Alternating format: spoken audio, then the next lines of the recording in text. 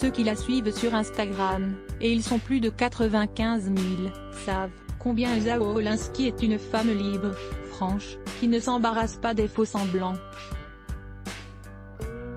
Cette nature sans filtre, les lecteurs pourront très prochainement la découvrir à nouveau dans son livre À demain attendu le 8 mars prochain aux éditions Flammarion.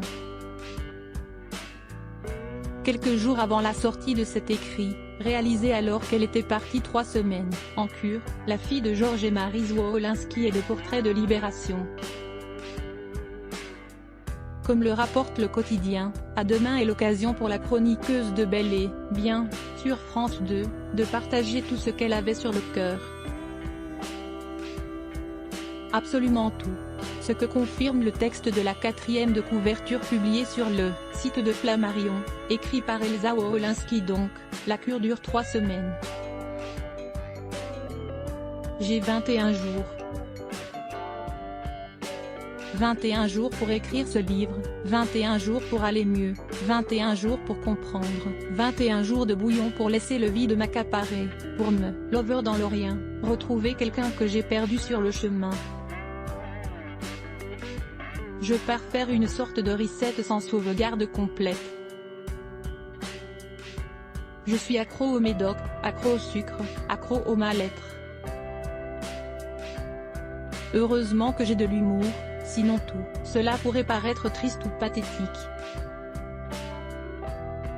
J'ai décidé d'arrêter de faire semblant.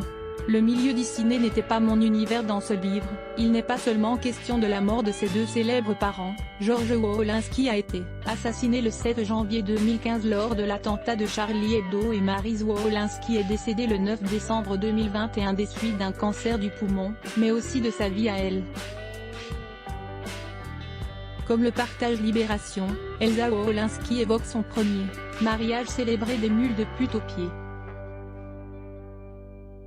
Cette union, la journaliste de 49 ans l'a célébrée avec un homme de cinéma bien connu du grand public, à qui l'on doit plusieurs grands succès comme la saga Camping ou encore Jet Set, Disco. Il s'agit du réalisateur Fabien Antoniente.